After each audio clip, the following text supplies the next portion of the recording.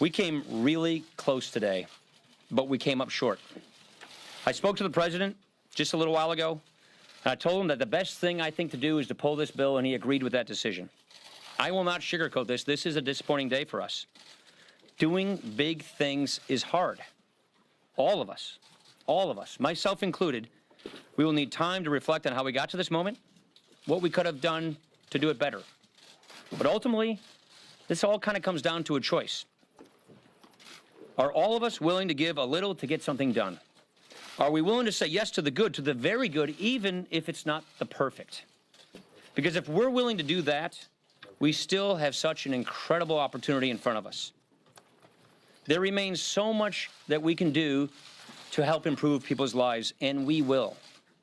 Because I got to tell you, that's why I'm here. And I know it's why every member of this conference is here, to make this a better country. We want American families to feel more confident in their lot in life. We want the next generation to know that, yes, the best days of this country are still ahead of us. I'm really proud of the bill that we produced. It would make a dramatic improvement in our healthcare system and provide relief by people hurting under Obamacare. And what's probably most troubling is the worst is yet to come with Obamacare.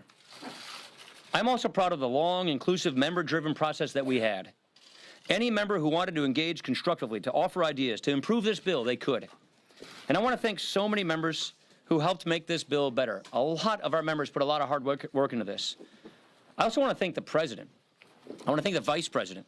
I want to thank Tom Price, Mick Mulvaney, and the entire White House team. The president gave his all in this effort. He did everything he possibly could to help people see the opportunity that we have with this bill. He's really been fantastic. Still, we got to do better, and we will. I absolutely believe that. This is a setback, no two ways about it. But it is not the end of the story, because I know that every man and woman in this conference is now motivated more than ever to step up our game, to deliver on our promises. I know that everyone is committed to seizing this incredible opportunity that we have, and I sure am. Mr. Speaker, two questions on health care. One is, talk about real people. Now you've got a law in the books, the Affordable Care Act, that you guys don't like, the White House doesn't like, but it's going to be the law for the foreseeable future. Do you plan to try to help it along and prop it up, or do you plan to just let it wither? Yeah, that's the problem. I worry. The question is we kind of prop it along and try and prop it up. It is so fundamentally flawed. I don't know that that is possible. What we're really worried about is, and you've heard me say this all along, is the coming premium increases that are coming with a death spiraling healthcare system. That is my big concern. We just didn't quite get consensus today. What we have is a member-driven process to try and get consensus. We came very close, but we did not get that consensus. That's why I thought the wise thing to do is not proceed with a vote, but to pull the bill and see what we can do. But I don't think the law, as it is fashioned or anything close to it, is really going to be able to survive. Will you work on legislation now to try to fill the gap? We'll see. We're going to go back and figure out what the next steps are. Yeah. Can you explain if it is the conservatives of the Freedom Caucus who effectively drove out your predecessor, John Boehner, are they responsible for the defeat here today? Well, I don't want to cast blame. There is a block of no votes that we had that is why this didn't pass. There were a sufficient number of votes that prevented it from passing, and they didn't change their votes. We were close. Some of the members of that caucus were voting with us, but not enough were, and therefore, and I met with their chairman earlier today, and he made it clear to me that the votes weren't going to be there from their team, and that was sufficient to provide the balance to not have this bill pass. Mr. Speaker, you all swept the House, won the majority with a promise to repeal Obamacare.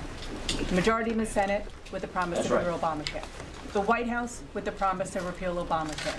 How do you go home to your constituents and send all of your members home to their constituents saying, you know what? It's not even 100 days into the administration. Sorry, folks, we just can't figure it out. Dana, it's a really good question. I wish I had a better answer for you. I really believe that Obamacare is a law that is collapsing. It's hurting families. It's not working. It was designed in a fundamentally flawed way. We believe this bill is the best way to go, but we just didn't quite get the consensus to get there. Yeah. Two questions for you, if you don't mind. Number one, the bottom line is Obamacare right now remains the law of the land. Is that going to change in 2017? Yeah, I don't know what else to say other than Obamacare is the law of the land. It's going to remain the law of the land until it's replaced. We did not have quite the votes to replace this law. And so yeah, we're going to be living with Obamacare for the foreseeable future. I don't know how long it's going to take us to replace this law. My worry is Obamacare is going to be getting even worse. Actually, I think we were probably doing the Democrats a favor. I think we were doing the architects of Obama a favor by passing this law before it gets even worse. Well, I guess that favor is not going to be given to them, and it's going to get worse. And so I don't think the architects of Obamacare, I'm sure they may be pleased right now, but when they see how bad this thing gets, based on all the projections we're being told by the plans that are participating in Obamacare, I don't think they're going to like that either. Look, 5 states, you got one plan left, one choice. Over a third of the counties in America, one plan left. And the kinds of projections we're being told from the people providing health insurance to these people in plans, it's going to get even worse. And so I don't think the architects of Obamacare envision this future. It's certainly not one we want for the American people. And I wish we had the kind of consensus we needed to bring a bill to the floor to pass and replace it, but we just don't have that right now. Chad. Mr. Speaker, Chad. Thank you. What about, though, the political capital that was burned here? You have to keep the government open in about 5 weeks. The debt ceiling, you still want to do tax reform. I know you say that this part was integral to getting to that part. How much capital did you burn on this today, and how does that potentially injure those other bills? I think our members know we did everything we could to get consensus. This is how governing works when you're in the majority. We need to get 216 people to agree with each other to write legislation. Not 210, not 215. We need 216 people in the House to agree with each other on how to write a piece of legislation. We didn't have 216 people. We were close, but we did not have 216 people. And that's how legislating works. And so now we're going to move on with the rest of our agenda because we have big, ambitious plans to improve people's lives in this country. We want to secure the border. We want to rebuild our military. We want to get the deficit under control. We want infrastructure, and we want tax reform. The last question you asked me about tax reform, Chad, yes, this does make tax reform more difficult, but it does not in any way make it impossible. We will proceed with tax reform. We will continue with tax reform. That's an issue I know quite a bit about. I used to run that committee. I spoke with the President, the Treasury Secretary, and his economic advisors earlier today about tax reform. So we are going to proceed with tax reform. This makes it clearly more difficult. You know how the numbers work. It's about $1 trillion. But that just means the Obamacare taxes stay with Obamacare. We're going to go fix the rest of the tax code. You don't think what is passed is prologue here, that this portends bad things for the I don't think so. I don't think this is prologue for other future things because members realize there are other parts of our agenda that people have even more agreement on what to achieve. We have even more agreement on the need and the nature of tax reform, on funding the government, on rebuilding the military, on securing the border.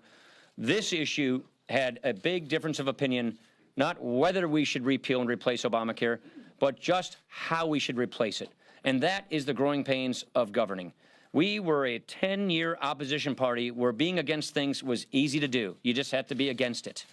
And now, in 3 months' time, we try to go to a governing party where we actually have to get 216 people to agree with each other on how we do things. And we weren't just quite there today. We will get there, but we weren't there today. Yeah. I was wondering if you're going to move ahead with phase 2 and 3, or HHS phase 2 and here with phase 3 legislation. And also, if you can just talk about how the conference is feeling right now. The conference is let down. The conference is disappointed. The conference, we were on the cusp of fulfilling a promise that we made. We were on the cusp of achieving an ambition that we've all had for 7 years, and we came a little short. We were close, but not quite there. On your other issues, this bill would have made what we call phase 2 much, much better. Nevertheless, I think there are some things that the Secretary of HHS can do to try and sort of stabilize things, but really we needed this bill to make it better. For instance, risk pools. We believe the smarter way to help people with pre-existing conditions get affordable coverage while bringing down the health care costs for everybody else is through reinsurance risk or risk-sharing pools, which this bill supplied for the states. That's not now going to happen, and therefore he won't be able to deploy that policy